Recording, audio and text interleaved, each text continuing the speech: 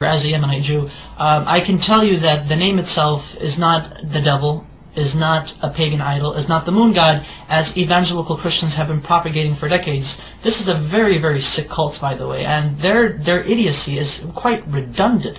I mean, I can't even imagine if people would actually teach themselves these things and flatter themselves with these things, and at the same time claim to support Israel, when in actuality in Israel we say Allah, we say Yallah, we say these terms, these phrases are understandable to our understanding, that they are not in any way, shape or form to what they say, to what evangelical Christians say is basically the devil. No, we understand what the name Allah means, what it signifies. Take the dictionary of the Hebrew language. I took the dictionary and I actually took the name of God, which is, through etymology, is the three letters Aleph, Lamed, He.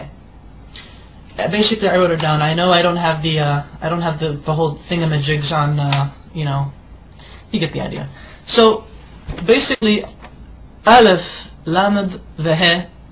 This in Hebrew means, well, without the, see, that's the thing. Without the vowels, because the dots, the nikud, the dots, are the vowels right here, these are vowels beneath the letters, indicate how the word itself is to be pronounced. So I'm going to block these right now for a second, but I'm going to show you. This right here, in my understanding, because I'm going to say what it is, this says God. Elah is God in Hebrew. Now, with these two right here, with these two vowels, this is the Fatah Sagol, Fatah Sagol. This would indicate that this would turn the word God, which without these vowels it would be God, Elah. Now it would be Olo, Olo.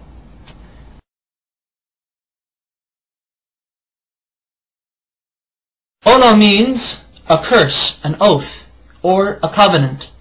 Christian evangelicals love to use this. They like to say, but you see, Allah, with these vowels, indicates that Allah is a curse. Therefore, the Muslims are worshipping an evil God who was a curse unto humanity. These evangelical Christians, they're nutcases, they're nutbags. And I took it upon myself further to actually see how they got this idea that Allah, the Arabic name of God, is a curse, and more recently is the devil. I don't know how they do it, but they do it. Allah is not the devil. God forbid. May God even forgive me for saying such horrible things. But here's the Hebrew version of the Arabic name Allah once it is written in Hebrew. The Arabic name Allah has 4 consonants because Hebrew is like Arabic. It's almost similar. Same alphabet, same thing, just different script. This is the Arabic name of God. This is how the script is. This is what it's connected, because Arabic is a cursive language. This is the connected form, but however it is 4 letters. 1, 2, 3, and 4. I'm going to have to baby you guys into this. Now this is the name of God, Allah, in Arabic, but broken up. So that way each letter is given its position. This is Aleph, this is Lam, this is Lam, this is He. So Allah. Okay. Now this right here, Allah in the Arabic script, this is how it would become rendered in the Hebrew rendition. That way, Allah in Hebrew would be Aleph, Lamed, Lamed, He. Okay.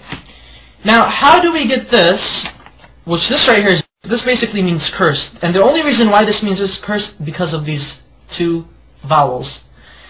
There are 7 letters in the Hebrew language that look like this, that have these 3 consonants. There are 7 Hebrew words in the Hebrew language that have these 3 consonants, and they're both the same. How do Hebrew-speaking Jewish people or non-Jewish people know? How do they differentiate? How do they know when a curse means a curse and God means God? Because this right here, without the vowels, this literally means God. This right now God. This says Elah, Elah. Now with the vowels, it means Ola, which means a curse. This right here. I'm actually going to write down the proper Hebrew name of God with the correct pronunciation. This is how we know. This is how we could tell when God is God and when the letter represents, or when the word is God, or when the word means curse. Okay. There we go. Notice the symbol, notice the vowels. This becomes A, and this dot right here, the holom, it becomes Alo. Alo. Olo and Alo. Olo, Alo. Guys see the difference? This right here, though they have the exact same letters, Exact same letters. Everything is rendered the same thing. However, the use of vowels in the Hebrew language allows us to make distinctions between the understandings of what the words mean, what they imply. This may mean curse, but this at the same time may mean God. Okay, that's fine. In Arabic, God can also be written without using two L's. So it could actually be Alif, Lam, the He. So, Ilah, which is the exact same thing as Allah.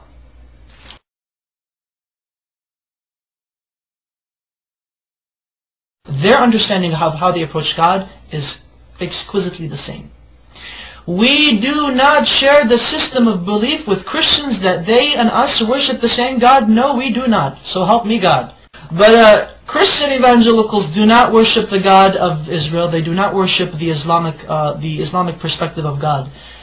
Maimonides, one of our greatest philosophers in Judaism, as well as a religious philosopher of Judaism, has quoted extensively in his beautiful Igeret Teiman, or the Epistle to Yemen, in which he was basically teaching and basically answering many questions brought forward to him. The Jews of Yemen asked, what is your position of Muslims? Are they considered idol worshippers? Are they considered paganists? And Maimonides said, the Muslims, the idolatry has been removed from their hearts. A Muslim does not know idolatry, he does not know paganism, he has no form of whatsoever of any grain left in his heart. Therefore it is permitted unto a Jew, when he enters a land where he cannot find a synagogue, that he is allowed to pray in a Muslim mosque. He is okay, it's fine, it's okay. Hey, I can go to a Muslim mosque and pray if I have to, if I can't find a shul. However, Maimonides says, be careful. If a Jew enters a land where there is no mosque or a synagogue, then he is forbidden to enter a Christian church if there is one. Do not pray in a Christian church. And the reason why is because Christians do not worship the same God we do. They worship a pagan. They are idolaters. They are called Avodah Zarah in Hebrew, which means idol worshippers. So exquisitely said, so wonderfully stated. Oh my goodness! And you know, it's quite interesting that unfortunately there should be more Jews actually stating the facts as it is. That you know, Muslims and Jews and Muslims, we both worship the same God. No matter what these crazy evangelical Christians are saying, they're basically nutbags. Whatever they say, they just try to come up with exceeding lies, redundant lies. The type of lies that only a child in the kindergarten could easily make up. And emphasize that Arab Christians, and you know, this is what's also funny, and thankfully I remember this, because this is what I really wanted to say. Get a load of this, Christian evangelicals. I should refer to you guys as evangelicals. There are actually 20 million Arab Christians in the Middle East today, as well as the United States, as well as around the world. And Arab Christians and their religious services and their Sunday services and Mass or whatever God frickin' services they have, Arab Christians refer in the Arabic Bible, the Arabic translation of the Bible, they say Allah in reference to God. Now, I would like to ask these evangelicals, what say ye of these people who claim to believe in your Jesus? What say ye to them? Now, are you going to go chase them and say, oh, you're worshiping the devil. The devil is Allah. Just let you know that classical Arabic is very close to classical Hebrew, biblical Hebrew, as well as classical Aramaic. They all tend to agree, they all agree in unison that Allah, Hashem, Allah are, through etymology, which is the study of the root of words, have come to a unanimous agreement that Allah is the perfect Arabic name of God, that it cannot be made into a male. Through its perfection, it cannot be made into a male gender nor a female gender. Rather, it is a neutral personification, not personification, but rather a neutral attribute to God. Such wonderful history.